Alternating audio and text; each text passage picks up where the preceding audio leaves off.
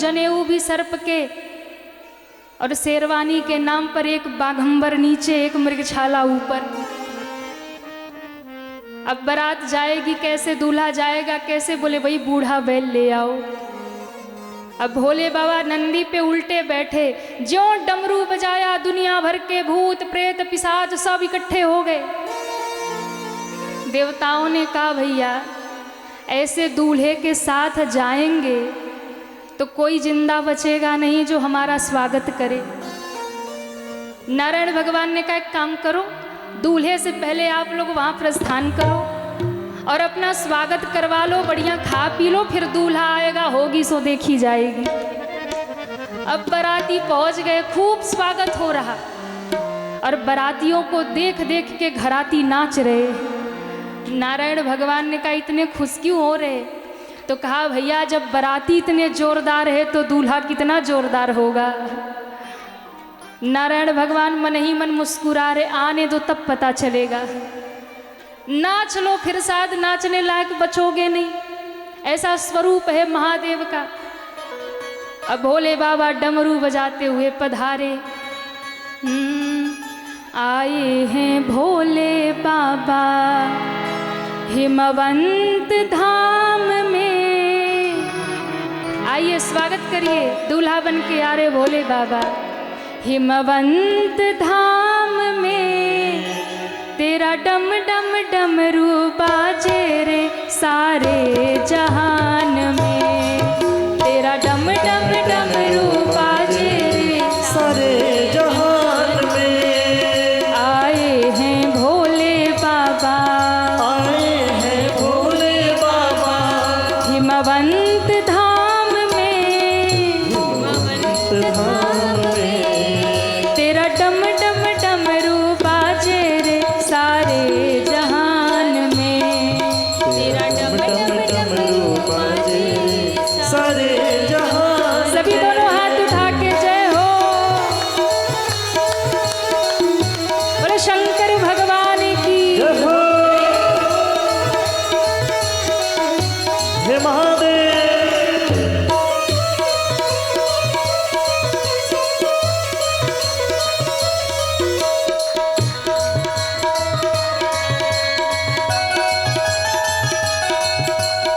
जय जय।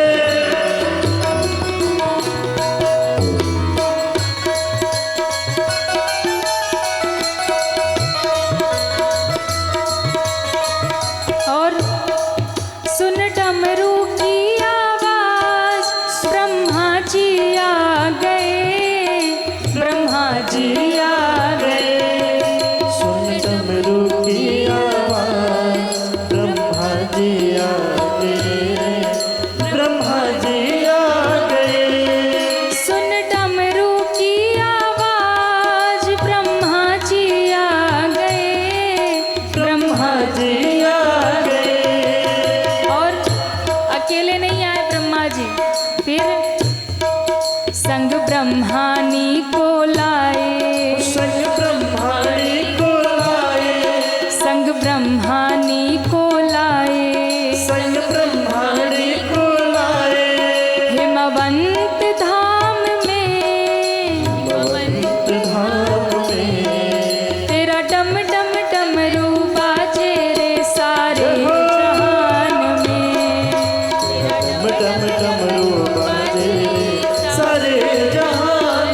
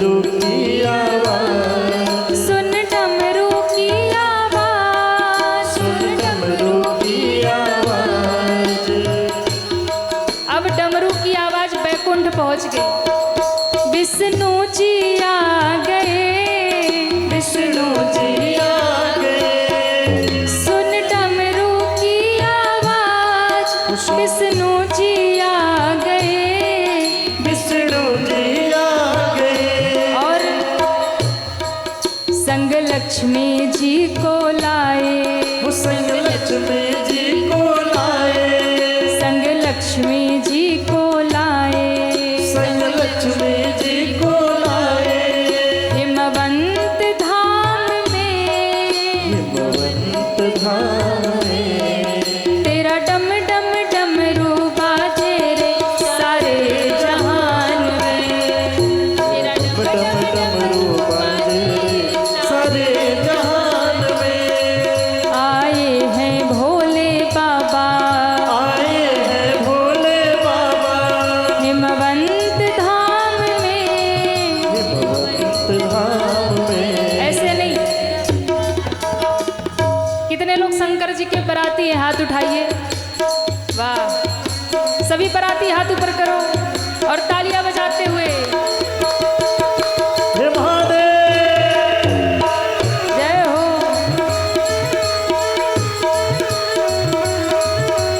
बोले शंकर भगवान की जय हो।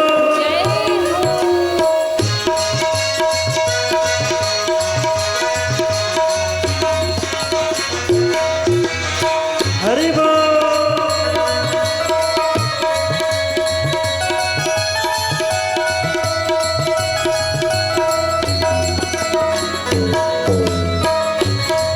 आए हैं भोले बाबा, आए हैं भोले बाबा, आए हैं भोले बाबा, आए हैं भोले बाबा, हिमवंत धाम में। हिमवंत धाम में। और दोनों हाथ उठा के तेरा डम डम डमरू बाजे रे सारे जहान में, डम डम डमरू बाजे सारे जहान में। तेरा डम डम डमरू बाजे रे सारे जहान में, तेरा डम डम डमरू बाजे सारे जहान में, सारे जहान में, सारे जहान में। बोलो शंकर भगवान की। जय हो। अब भोले बाबा आ गए और ज्यों आए, अभी तक तो सारे घराती बराती को देख देख के प्रसन्न थे, पर जैसे ही भोले बाबा आए, विकट वेश रुद्र ही जब देखा। अब महाराज जो हाथ में माला लेकर गए थे ना बरातियों का स्वागत करने, दूल्हे का स्वागत करने, जो भोले बाबा का इतना भयंकर रूप देखा, महाराज सोई मूर्छित होके वही गिरे। और जो माला हाथ में थी भोले बाबा को पहनाने के लिए, सोई अपने ही गले में डाल के गिरे, मानो अंतिम माला पहनी हो। छोटे छोटे बच्चे शिव जी को देख के अपने अपने घर में भागे, द्वार बंद करे, खिड़की बंद करे। मैयाएं पूछने लगी, बता बता गौरा का दूल्हा कैसा? बोले दूल्हा नहीं, पूरा यमराज है। बैल पे चढ़ के आया है, सांप बिच्छू भूत प्रेत लेकर आया।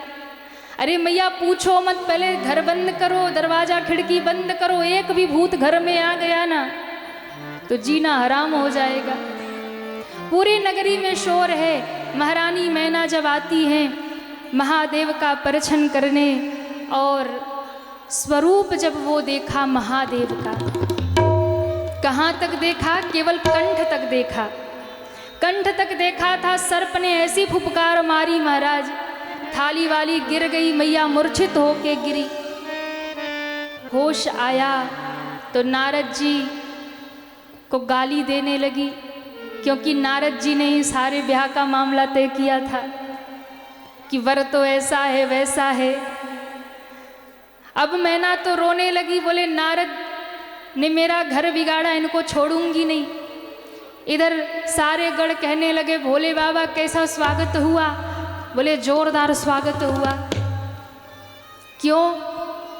क्योंकि सासू अम्मा तो पहले ही मूर्छित होके गिर गई। शंकर जी ने कहा, देखो मैना महारानी ने तो मुझे केवल कंठ तक ही देखा था, कंठ के ऊपर उन्होंने मुझे देखा ही नहीं। क्यों? कंठ में सर्प बैठा है महादेव के। सर्प को काल का प्रतीक कहा जाता है। महादेव जी कहते हैं, सुनो सर्प को देखकर यानी काल को देखकर जीव मूर्छित हो जाता है, पर मैना रानी ने मुझे ऊपर नहीं निहारा। क्यों? मेरे कंठ में काल बैठा है, और यदि काल के ऊपर देखती तो काल के ऊपर महाकाल बैठा है। ऊपर तक निहारा ही नहीं महाराज। भोले बाबा चले गए और बड़े प्रसन्न हैं। पर यहाँ नारद जी ने पूर्व जन्म की कथा सुनाई कि सुनो, ये तुम्हारी बेटी नहीं है, ये जगत माता है। ये तो पहले दक्ष की कन्या बनी थी, पर अपराध हुआ सो तन का त्याग कर दिया। अब तुम्हारी बेटी बन के आई तुम्हारे भाग्य के कारण। ये महादेव की नित्य पत्नी है, ये शिवा है। इनका सुंदर कन्या को समर्पित करो, कन्यादान करो। पूर्व जन्म की कथा सुनी, ज्ञान हुआ, तब जाकर के आज महादेव को निवेदन हुआ। माँ ने निवेदन किया कि प्रभु रुद्र रूप त्याग दीजिए। तब भगवान सुंदर दूल्हा रूप में आए और सुंदर मैया पार्वती के साथ में महादेव जी ने विवाह किया है। बोलिए गौरी शंकर भगवान की जय हो, उमापति महादेव की जय हो, नमः पार्वती पते हर हर महादेव। वैसे तो शिव विवाह का वर्णन बहुत विस्तृत है। राम कथा हो या शिव महापुराण की कथा होती है तो पूरे एक दिन, और शिव महापुराण पूज्य महाराज श्री जब सुनाते हैं तो ऐसे ऐसे शिव महापुराण के जो भाव है शिव विवाह में, ऐसा नहीं कि केवल हास्य प्रसंग है, बड़े गहरे गहरे रहस्य हैं महादेव के स्वरूप के, भस्म के, सर्प के, जटाओं के, हर एक। क्योंकि ये महादेव का श्रृंगार कोई साधारण नहीं है, बहुत विस्तृत है शिव विवाह। तो इस प्रकार मनु जी महाराज के तीनों बेटियों के जीवन का वर्णन आया, और बाद में जो दो पुत्र है उनकी कथा आती है। और जो बड़े पुत्र है श्री उत्तानपाद, जिनकी दो रानियां हैं, सुनीति और सुरुचि। अब यहाँ से भक्तों का चरित्र शुरू हुआ। उत्तानपाद की दो रानियां हैं, बड़ी रानी है सुनीति और छोटी रानी है सुरुचि। पर महाराज छोटी रानी को ज़्यादा प्रेम करते हैं, बड़ी रानी को अधिक प्रेम नहीं करते। और इसका अध्यात्म से यदि आप अर्थ समझेंगे तो महाराज उत्तानपाद कोई और नहीं है, हम और आप ही हैं। और हम सबके पास दो मति है, दो बुद्धि है, एक है सुनीति, एक है सुरुचि, एक है सुमति, एक है कुमति। पर हम लोग किसको ज़्यादा प्रेम करते हैं? सुमति को नहीं, कुमति को ज़्यादा प्रेम करते हैं। सुरुचि और सुनीति, सुनीति क्या है? बोले सुंदर नीति, वही सुनीति है। सुरुचि बोले सुंदर रुचि, यानी रुचि तो हमारी संसार की ही होती है, भगवान की होती नहीं। और जो रुचि संसार की हो वो रुचि अच्छी नहीं है, और जो मति भगवान की हो वो मति अच्छी मानी जाती है। तो हम सुनीति, सुंदर नीतियों को स्वीकार नहीं करना चाहते, अच्छी बातें स्वीकार नहीं करना चाहते। कोई कहे चलो कथा सुनने, बोले आज टाइम नहीं है। कोई कहे चलो फिल्म देखने, बोले बिल्कुल छुट्टी मार के आते। कोई सत्संग की बात करता हो तो हम बोर हो जाते हैं। अब पड़ोसी की निंदा शुरू हो जाए तो तब तो 2 घंटा भी टाइम कम पड़ जाएगा। तो हम सुरुचि की ओर जाते हैं, कुमति की ओर जाते हैं, सुमति की ओर नहीं जाते हैं। दोनों के यहाँ एक एक पुत्र हुआ। छोटी रानी के पुत्र का नाम है उत्तम और बड़ी रानी के पुत्र का नाम है ध्रुव। ध्रुव जी महाराज बचपन से ही भगवत भक्त हैं, क्योंकि सुनीति सत्संग करती हैं, कथा सुनती है, संतों की सेवा करती है। और जैसी माता होती है ना, वैसे ही उसके बालक होते हैं। मैं कई बार कहती हूँ माता निर्माता भवती, यानी माँ ही निर्माता होती है, निर्माण करने वाली होती है। इसलिए यहाँ जितनी माताएं बैठी है ना, आपसे मैं निवेदन करूं, प्रथम गुरु माँ होती है। इसलिए आप अपने बालक को जैसा भी बनाना चाहें ये आपके हाथ में है। आप चाहें तो अपने बच्चे को बड़े से बड़ा धर्मात्मा बना दे, आप चाहें तो अपने बच्चे को बड़े से बड़ा डाकू भी बना दे, ये आपके हाथ में है। बड़े से बड़ा कुमारगी बना दे, और आप चाहें तो अपने बच्चे को बड़े से बड़ा भक्त बना दे महाराज, ये आपके हाथ में है। क्योंकि माँ के संस्कार सबसे पहले बालक के भीतर आते हैं। सुनीति भगवत भजन करती हैं, सत्संग करती। एक दिन ध्रुव जी ने देखा कि माँ की गोद में, पिता की गोद में सिंहासन पर उत्तम बैठे हुए थे। ध्रुव जी के मन में आया मैं भी बैठ जाऊं।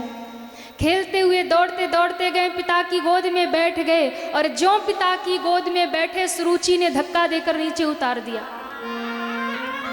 छोटा सा बालक रो पड़ा, माँ मुझे आपने धक्का दिया, उत्तम को क्यों नहीं? क्या मैं पिता की गोद में नहीं बैठ सकता?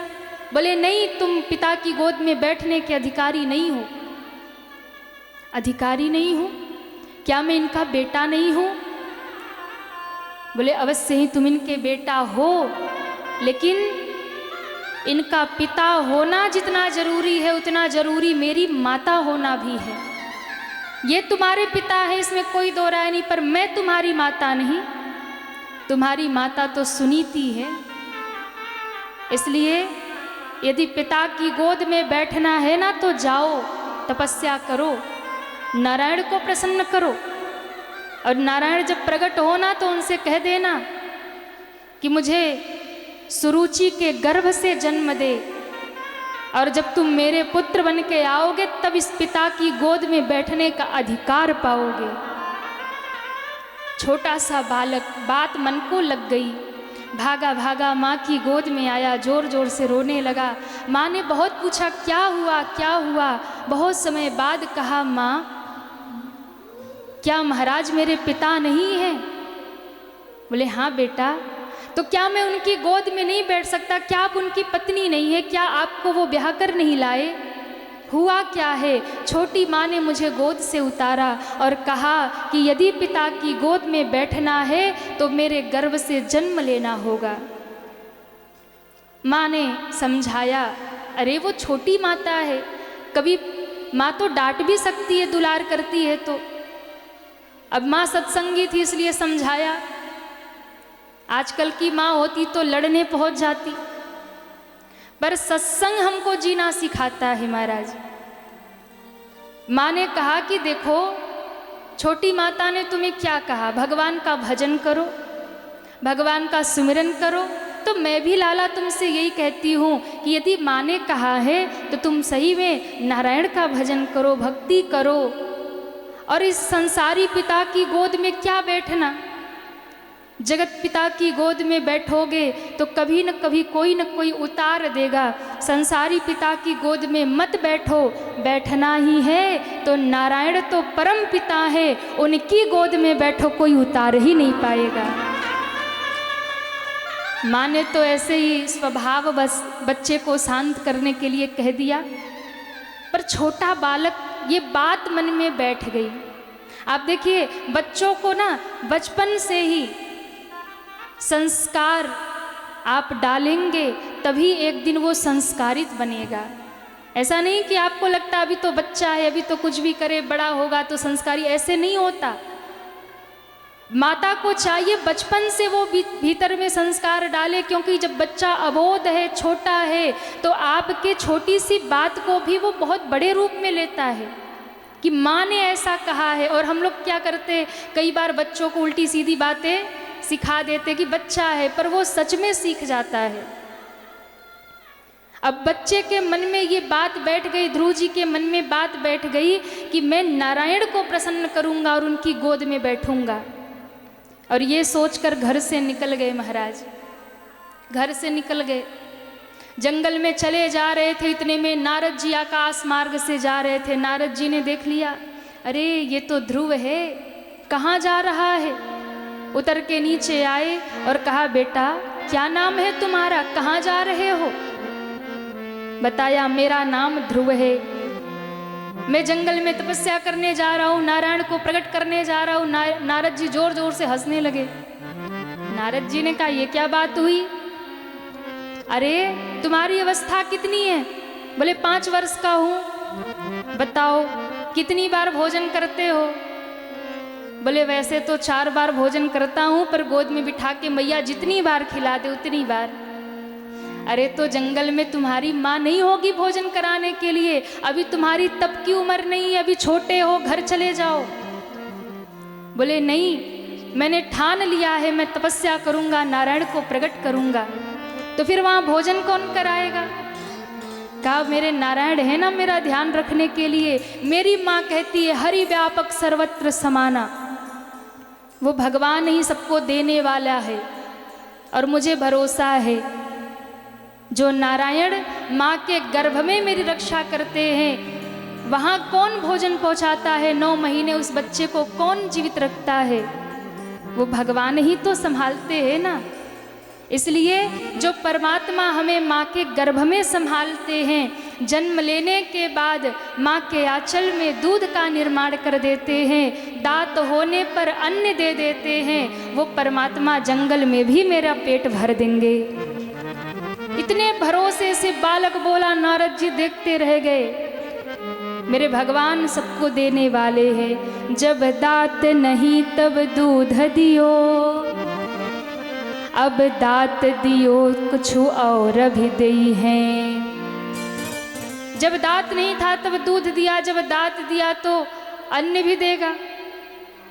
जान को देत जहान को देत, सारे जहां को वही देने वाला है, तो मुझे क्यों नहीं देगा, इसकी चिंता नहीं है। अच्छा तुम इतने छोटे बालक हो, कहीं शेर बाघ चीता तुमको देख लिए और खा गए। बोले क्यों खाएंगे, शेर में भी भगवान है, मुझ में भी भगवान है, फिर वो भगवान मुझे क्यों खाएंगे। इतने भरोसे से बोल गया। नारद जी ने बहुत परीक्षा ली, पर विश्वास इतना था कि वो बालक डिगा नहीं। नारद जी ने कहा, अच्छा एक बात बताओ, तुम घर से निकल गए हो तपस्या करने, पर तुम्हें पता है कि कौन सा मंत्र जपना है, कैसे भगवान को प्रसन्न करना। बोले वो तो नहीं पता। अच्छा एक बात बताओ, गुरु बनाया कि नहीं बनाया। बोले वो भी नहीं बनाया। नारद जी ने कहा, तब तो सब बेकार है। क्यों? गुरु बिन भवनिधि तरे न कोई, गुरु बिन भवनिधि तरहे न कोई। जो बिरंची शंकर सन होई, जो बिरंची शंकर सन होई। गुरु बिन भवनिधि तरे न कोई, गुरु बिन भवनिधि तरहे न कोई। जो बिरंची शंकर सन होई, जो बिरंची शंकर सन होई। शंकर सन होई, शंकर सन होई। अब जैसे ही नारद जी ने कहा, सुनो, जब तक गुरु नहीं बनाओगे भगवान कैसे मिलेंगे, इसलिए गुरु सबसे पहले धारण करो। बिना गुरु धारण किए भगवान नहीं मिलेंगे। अब ध्रुव जी सोच में पड़ गए, गुरु किसको बनाऊं, गुरु ढूंढने कहाँ जाऊं। नारद जी ने कहा, हमको ही गुरु बना लो। बोले आपको कौन है आप? नारद जी ने कहा, मैं देव ऋषि नारद हूं। इतना सुनते ही ध्रुव जी जोर जोर से रोने लगे। नारद जी को आश्चर्य हुआ, मैं नारद हूं सुन के तुम रोने क्यों लगे? कहा आप नारद हो ही नहीं सकते। अरे मैं स्वयं कह रहा मैं नारद हूं और तुम कह रहे हो नहीं सकते, क्यों नहीं हो सकते? बोले हम पक्के गारंटी से कह रहे हैं आप नारद जी नहीं हो सकते। नारद जी ने कहा क्यों? क्या तुमने हमें कभी पहले देखा है जो कह रहे हो, या नारद जी को देखा है? ध्रुव जी ने कहा देखा नहीं है पर सुना है। कहाँ सुना है?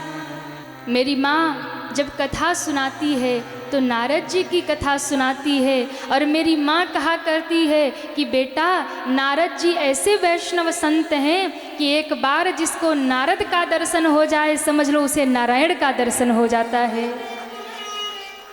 वो नारायण से मिलवा देते हैं। इसलिए मैं कह रहा हूँ आप नारद नहीं हो सकते। नारद जी ने कहा क्यों? बोले हमको 2 घंटे से कह रहे हो कि घर चले जाओ, तपस्या मत करो। नारद जी होते तो आप पक्का मुझे नारायण तक पहुँचने का मार्ग बताते। नारद जी स्तब्ध रह गए कि वाह, चेला भी जोरदार मिला। नारद जी ने कहा बेटा मैं तो तुम्हारी परीक्षा ले रहा था, पर मैं वास्तव में नारद हूँ। देखो मेरे हाथ में वीणा है, भरोसा करो। तब विश्वास हुआ, अच्छा आप नारद जी मेरी परीक्षा ले रहे थे, तो गुरुदेव मुझे दीक्षा दीजिए, मुझे मंत्र दीजिए। और देखिए 5 वर्ष की अवस्था में ध्रुव जी महाराज ने भगवान को प्रकट किया था केवल 6 महीने में, और उनके दादाजी मनु जी महाराज 23,000 वर्ष तपस्या किए तब भगवान मिले।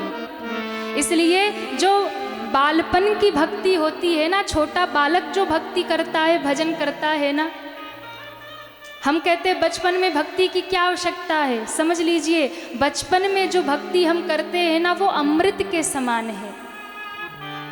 एक अवस्था के बाद भक्ति का भी उतना फल नहीं मिलता, क्योंकि बालक की बुद्धि निर्मल होती है, अबोध होती है, वो सच्चे हृदय से भगवान को पुकारता है। और यदि कोई बचपन से भगवान की भक्ति करे ना तो उसे भक्ति जल्दी प्राप्त हो जाती है, क्योंकि बचपन में मन निर्मल होता है। इसलिए भगवान की भक्ति करने के लिए कोई उम्र की सीमा नहीं है कि एक उम्र के बाद हम भजन करेंगे, एक उम्र के बाद नहीं। जब जाग जाइए तभी भजन शुरू कर दीजिए, तभी गुरु की शरण में आ जाइए, क्योंकि वही भगवान तक पहुंचाने वाले हैं। ध्रुव जी को 6 महीने में 5 वर्ष के बालक को मिल गए भगवान, केवल 6 महीने तपस्या की, और मनु जी को 23,000 वर्ष तप किए तब मिले। आप सोचिए कितना अंतर हो गया। और उन्हीं के नाती हैं। आज तपस्या करने जा रहे नारद जी ने कहा सुनो मुझे गुरु बना लो। और एक बात ध्यान रखिएगा, लोग कहते हैं हमें गुरु नहीं मिलते, हमें गुरु नहीं मिलते। गुरु कोई वस्तु नहीं है जो खोजने से मिल जाएगा। आप कहीं ढूंढने जाओगे तब गुरु मिलेंगे।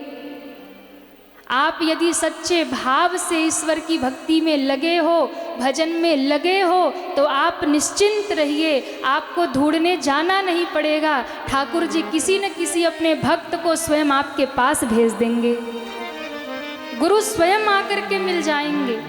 जैसे विभीषण जी लंका नगरी में रहते थे पर राम जी की भक्ति करते थे, लेकिन एक दिन हनुमंत जैसे संत द्वार पर खुद ही चल के आ गए, खुद चल करके आ गए, और हनुमान जी ने हाथ पकड़ करके राम जी से मिलवा दिया महाराज। इसलिए गुरु को ढूंढने की आवश्यकता नहीं, बस सच्ची श्रद्धा से लगे रहिए तो गुरु किसी न किसी रूप में भगवान आपके द्वार पर भेज देंगे। बिनु हरि कृपा मिलहि नहीं संता, हरि की कृपा होगी तब संत, कोई भजनानंदी, कोई भगवत भक्त आपको मिलेगा। और जब कोई भक्त मिले तो उसको समर्पित हो जाना, वही आपको भगवान तक पहुंचा देगा। अब देखिए ध्रुव जी तो घर से निकल गए, सच्ची निष्ठा थी, गुरु अपने आप आ गए सामने। नारद जी ने कहा सुनो मंत्र और जाके जप करो। कान में मंत्र दिया और ध्यान लगाकर ध्रुव जी महाराज बैठ गए।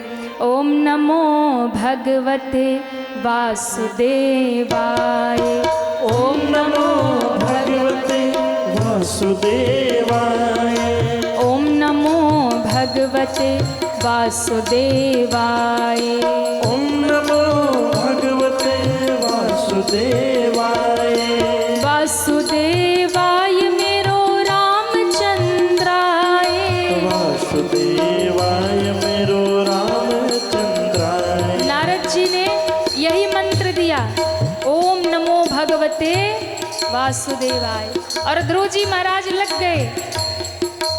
वासुदेवाय मेरो रामचंद्राय वासुदेवाय मेरो रामचंद्राय रामचंद्राय मेरो कृष्ण चंद्राय रामचंद्राय मेरो कृष्ण चंद्राय।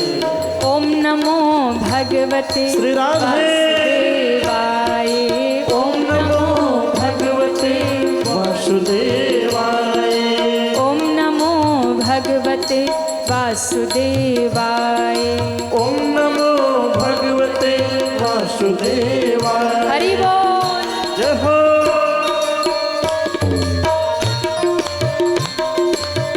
श्री राधे। श्री हरि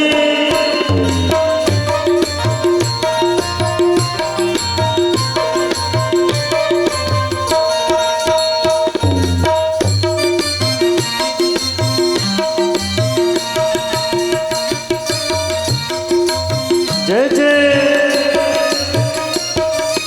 वासुदेवाय मेरो रामचंद्राय वासुदेवाय मेरो रामचंद्राय रामचंद्राय मेरो कृष्ण चंद्राय रामचंद्राय मेरो कृष्ण चंद्राय। ओम नमो भगवते वासुदेवाय ओम नमो भगवते वासुदेवाय ओम नमो भगवते वासुदेवाय ओम नमो भगवते वासुदेवाय वासुदेवाय वासुदेवाय वासुदेवाय। छोटे से बालक ध्रुव जी ध्यान लगाकर बैठ गए, और उस गहन जंगल में 1 महीना बीता, 2 महीना, तीसरा महीना, देवताओं ने विघ्न करना शुरू कर दिया। कभी आंधी आए, कभी तूफान आए, पर संकल्प डिगा नहीं महाराज। एकदम भरोसे से बैठा है, मेरे गुरुदेव ने कहा है तुम्हें भगवान मिलेंगे, और बैठे रहे। बड़ी बड़ी परीक्षा हुई, 5 महीना बीत गया, 6वां महीना, और कहते हैं अब तो ऐसी स्थिति हो गई, ऐसे तप का प्रभाव ध्रुव जी के बढ़ा कि सारी सृष्टि में खलबली मच गई। सारी सृष्टि में जल रुक गया, हवाएं रुक गई, लोग आकुल व्याकुल होने लगे। देवता बड़े विचलित हुए, और सब देवता मिलकर भगवान नारायण से प्रार्थना करने लगे, हे प्रभु ध्रुव जी को दर्शन दीजिए, सृष्टि का क्रम रुक जाएगा। अरे 5 वर्ष का बालक 6 महीने से बिना खाए पिए बैठा है आपको प्रकट करने के लिए, ना हिल रहा है, ना डुल रहा है, ना डिग रहा है। तब नारायण भगवान शंख चक्र गदा पद्म धारण किए हरि रूप में प्रकट हो गए। बोलिए नारायण भगवान की जय हो। पर ध्रुव जी महाराज ध्यान में बैठे, सामने भगवान खड़े, ध्रुव जी नहीं देख रहे। क्यों? अरे जो छवि बाहर है वही तो भीतर दिख रही है। दर्शन भीतर हो रहा तो बाहर क्यों देखे? भीतर भगवान प्रकट हो गए। अब भगवान सामने खड़े हैं, देवता आकाश में खड़े देख रहे हैं, पर ध्रुव जी नहीं देख रहे। भगवान को लगा ये देख क्यों नहीं रहा, तो भीतर में तो छवि दर्शन हो रही, तो बाहर क्यों देखे महाराज? तो भगवान ने क्या किया, भीतर की जो छवि थी ना उसे अंतर ध्यान कर दिया, मिटा दिया। और जब भीतर की छवि मिटी ना तो एकदम व्याकुल होकर के ध्रुव जी ने सोचा कहाँ गए भगवान, कहाँ गए भगवान। नेत्र खोला, और जो नेत्र खोला तो जो छवि भीतर दर्शन हो रही थी वही छवि सामने खड़ी थी महाराज। अब तो ध्रुव जी भगवान को देखे, भगवान ध्रुव जी को देखे, दोनों एक दूसरे को देखे जा रहे। ना ध्रुव जी बोल रहे ना भगवान बोल रहे। अच्छा, ध्रुव जी क्यों देख रहे? ध्रुव जी भगवान को देख के सोच रहे हैं कि माँ ने तो कहा था कि तपस्या करो भगवान प्रकट होंगे, पर ये तो बताया ही नहीं कि भगवान आएंगे तो कहना क्या है, ये तो बताया ही नहीं। अब देखिए निर्मल बुद्धि पे ही भगवान रीझते हैं। एक बालक अगर भगवान का नाम पुकारे और कोई 80 बरस का व्यक्ति पुकारे ना, तो भगवान बालक की पुकार जल्दी सुनते हैं, क्योंकि वो अबोध है, निश्चल है। भगवान मुस्कुरा रहे। अब देखो जब भगवान मुस्कुराए तो ध्रुव जी मुस्कुराए। अब ध्रुव जी मुस्कुराए तो फिर आकाश में खड़े खड़े देवता मुस्कुराने लगे। जब देवता मुस्कुराने लगे तो कथा सुनाते सुनाते श्री सुखदेव जी मुस्कुराने लगे। सुखदेव जी को मुस्कुराते देख राजा परीक्षित मुस्कुराने लगे, और इन दोनों को मुस्कुराते देख वहां बैठे संत महात्मा ऋषि मुनि प्रसन्न हो गए, मुस्कुराने लगे। अब कथा तो चल रही है, पर अब समझ नहीं आ रहा लोग मुस्कुरा क्यों रहे हैं। तो पूछा गया कि क्यों मुस्कुरा रहे, तो कहा कि देखो ध्रुव जी बैठे बैठे इसलिए मुस्कुरा रहे क्योंकि भगवान मुस्कुरा रहे। अच्छा भगवान इसलिए मुस्कुरा रहे, देखो मुझे प्रकट कर लिया, मैं सामने खड़ा हूँ, पर इसको यही नहीं पता है कि बोलना क्या है, कहना क्या है। ये सोच करके भगवान मुस्कुरा रहे, और भगवान को मुस्कुराते हुए देख करके ध्रुव जी मुस्कुरा रहे। अच्छा ये दृश्य देखकर देवता मुस्कुरा रहे। देवता इसलिए मुस्कुरा रहे कि देखो भाई ऐसा अवसर जैसा ध्रुव को मिला है ना, ये कुछ बोल नहीं रहा, कुछ मांग नहीं रहा, ऐसा अवसर कदाचित कभी हमें मिल जाए तो हम ठाकुर से न जाने क्या क्या मांग ले। अब सुखदेव जी क्यों मुस्कुराए? सुखदेव जी सोचने लगे अरे देवताओं धिक्कार है तुम्हारी बुद्धि को। नारायण जिसके सामने खड़े हैं भला उसको और क्या चाहिए? नारायण को पाने के बाद भी कुछ पाने की चाह है तो सब बेकार है, क्योंकि एक बार जिसको हरि मिल जाए उसे किसी चीज की आवश्यकता ही नहीं है। धिक्कार है तुम्हारी बुद्धि को जो भगवान को पाकर के भी कुछ और पाने की चाह है। और गुरुदेव को मुस्कुराते देख सुखदेव मुस्कुराने, श्री परीक्षित जी मुस्कुराने लगे कि मैं धन्य हूँ जो मुझे ऐसे गुरु मिले, ऐसी कथा सुना रहे कि मुझे कथा में ही साक्षात भगवान का दर्शन हो रहा है। और फिर सारे ऋषि मुनि मुस्कुराए कि वाह क्या वक्ता है और क्या श्रोता है। इनको देखकर सारे ऋषि मुनि गदगद हैं।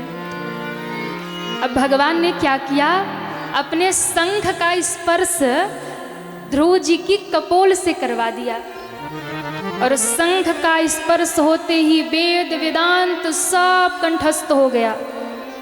और तब ध्रुव जी ने हाथ जोड़ करके भगवान की स्तुति गाई। भगवान ने कहा बताओ तुम्हें क्या चाहिए? ध्रुव जी ने कहा कि प्रभु मुझे तो कुछ नहीं चाहिए। जब तक आपको देखा नहीं था ना तब तक मुझे लगता था ये मांगूंगा, ये मांगूंगा, ये कहूँगा, प्रभु मिलेंगे तो ये कहूँगा, पर जब आपको देखा तो सारी इच्छा ही शांत हो गई। अब कुछ और पाने की चाह नहीं है, अब और कुछ मुझे पाने की उत्कंठा नहीं है। भगवान ने कहा नहीं, फिर भी तो तुमने तब तो इसीलिए किया था कि तुम्हें मेरी गोदी चाहिए थी।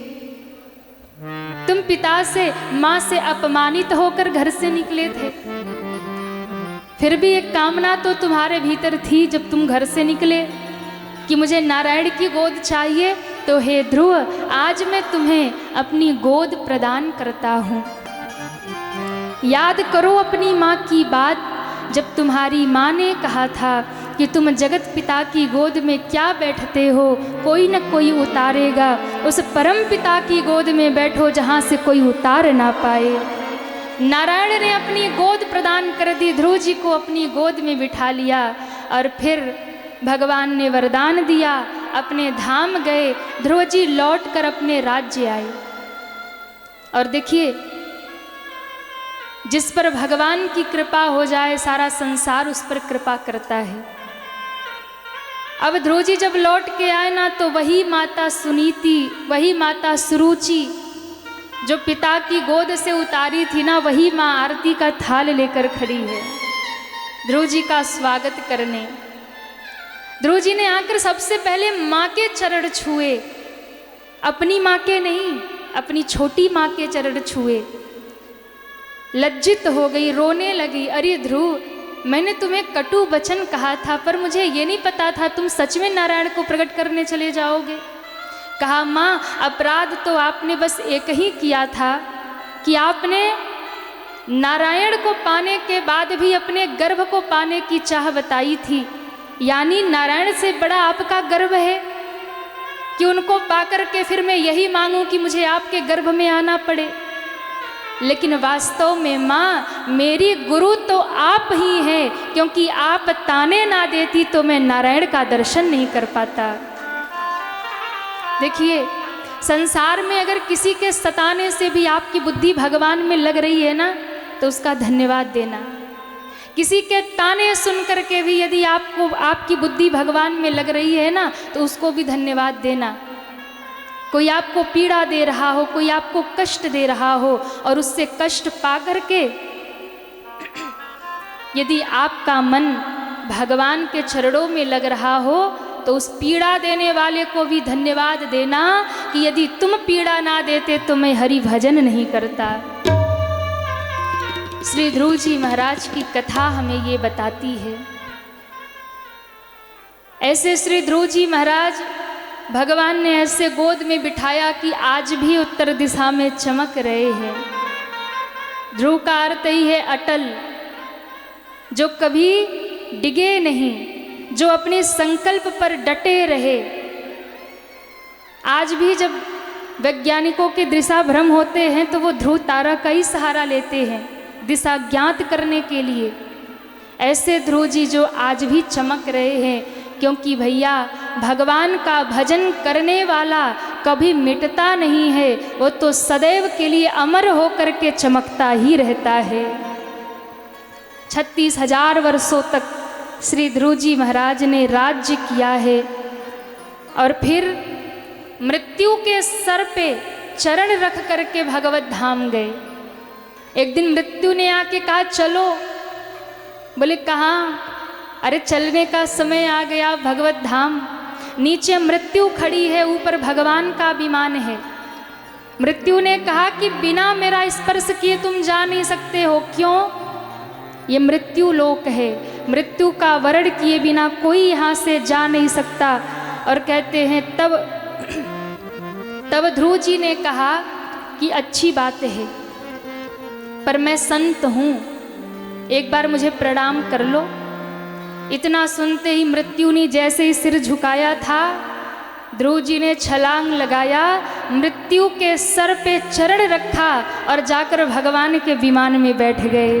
बोलिए ध्रुव जी महाराज की जय हो। और फिर भगवान के धाम को चले गए। बोलिए भक्तवत्सल भगवान की जय हो। भागवत महापुराण की जय हो। आइए आज की कथा हम सभी यही विश्राम करेंगे। 2 बार भगवत नाम सभी हमारे साथ गाएंगे। श्री कृष्ण गोविंद हरे मुरारे, हे नाथ नारायण वासुदेवाय। श्री कृष्ण गोविंद हरे मुरारे, हे नाथ नारायण वासुदेवाय। श्री कृष्ण गोविंद हरे मुरारे, हे नाथ नारायण वासुदेवाय। श्री कृष्ण गोविंद हरे मुरारी, हे नाथ नारायण वासुदेवाय।